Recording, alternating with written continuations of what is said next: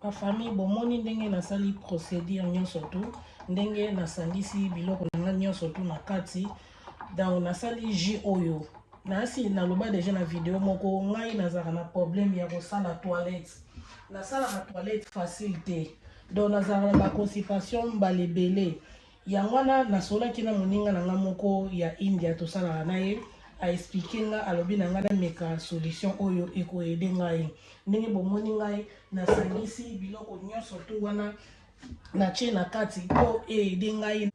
donc eyede ngai po nasala toilette bien nameli biloko oyo pendant une semaine yango vraiment namoni eyede ngai biloko oyo ezali très important pour na lobaka toujours bomoni biloko nyonso tu nasangisi wana na biloko nyonso nasangisi na eza na ba vitamine D na kati eza na ba vitamine C na kati eza biloko moko oyo ezali bien pour na ba santé na biso ezali pour na ko detox ezali ezoyede biso pour na ko prevent ba disease ba bactéries ba microbe quoi ezokoyede biso ekoyede biso pe so pour la métabolique na yo nzoto na yo ezala makasi pour na ba anticorps nzoto na yo en plus bénéfice na mosu pe ezali ekoyede yo po ekitisa libumu na yo biso toyebi soko za na constipation okosala toilette ede yo ekitisa libumu na yo surtout ndenge nalobi soki oza na constipation biso nyonso oyebi okosala toilette te donc basalite nyonso tu wana evandi yo kaka na kati ya libumu na yo yango esala peke ya libumu na yo ekoma monene sikoyo ngai tema nazalaki na problème ya toilette camarade na ngai tosalaki na mekaki kosola na ye aexplikaki ngai abi na ngai meka solution oyo okomona en tout cas na mekaki yango eyede ngai nakomi kosala toilette mpena facile problème eza te nasali toilette na ngai bien epuis mpe lisusu bénéfice na ngai bien ezali ekoyede ekitisa mpe libumu na yo bino mo boyebi kaka fo tobatela nzoto bosala yango eza fraîche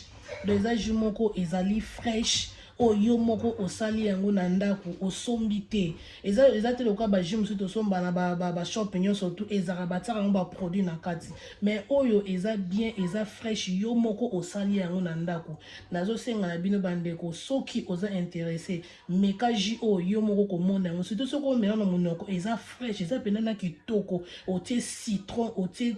cucumber otie tangawizi otie panapo en tout cas eza na goût moko eleki na whisky nelengi eleki na bière nelengi de eloko mpe nazalaki nango intéressé po parce que ezoyede kitisa mpe libumu na yo esokola système ya nzoto na yo boyebi kaka toujours mikolo tozolobela likambo ya baanticorps ya nzoto na yo yo immune system ezokoyede babiloko nyonso tu ekopesa yo mpe kutu na énergie bomela yango bokomona eloko nga nazoloba ekopesa yo énergie ekopesa yo makasi ekopesa ekoyede système ya nzoto na yo ekosukola yo na kati okosala toilette très bien na kokosa bino te nga mo nde nalobi kaka na manière kosala toilette na pasi mpo ngai nayebaka nazala na système mo nasala soki na bandi kokoma monene bi eloko mpe nandi koshani na nzoto wana nayebaka ngai bilamba na nga nyonso nalataka ezalaka M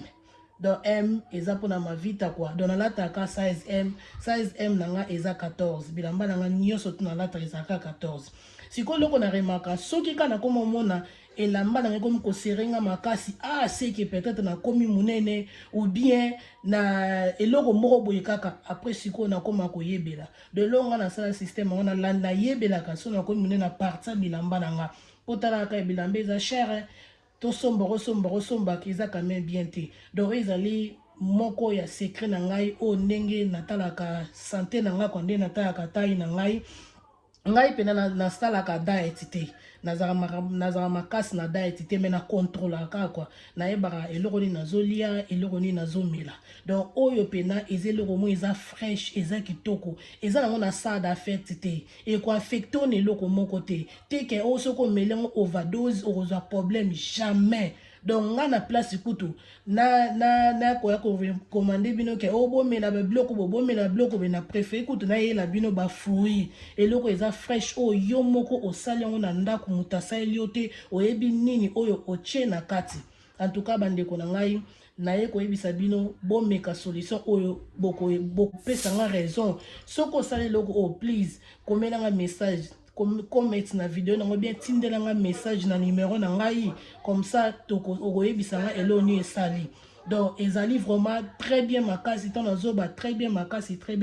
pour na ba santé na biso ezali fresh yo moko sali yango na donc ji oyo okoki pe ko bomba ngo na frigo eza na problème te donc niki yango ozina mo mulangi moko ya bien ya propre obombi yango na frigo comme ça melango ndam normalement faut ko melango na tongo tango lamuki tango estomac no eza empty tango libumuno pena eza na eloko te omeli yango apopo omeli yango lisusu na butu avant okende kolala omeli yango eloko asuku olali comme ça tango olamuka na tongo yango travaille na butu na tongo esali musala na yango donc eza vraiment jus moko eza bien na lobi bien qu'il faut komela yango 2 fois na journée na tongo tango lamuki na butu avant olala.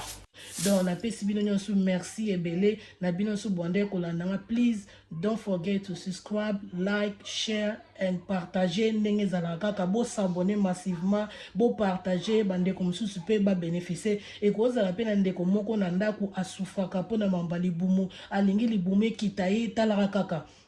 Tozana ba jeune mo ezana libanda na ba vie na biso bozo comprendre mo ezana nous donc tant oyebo zali nanu donc miyebela ka photo batela ka banzoto na biso ezate ke loka oboti omitika bongo tete foko contrôler ka nzoto na yo tango nyonso to et secret na nga na yebisi bino banda siko kotala bilambo lataka zala na size moko lata soko moni size wana taille wana komo munene seko komo muke pardon seko komo munene ale obandisiko ko contrôler ndenga na salaka bato bazana nga bayebi nga lata 16M na lata 14 donc soki na komi ko mona ke lamba na komi ko serenge komi ko kokanga te seke na komi munene ale no mandi ko luka siko ba solution ngai na famille na biso tozaka bata minene mais to contrôler kango nde dans la famille so zabata mieux to contrôler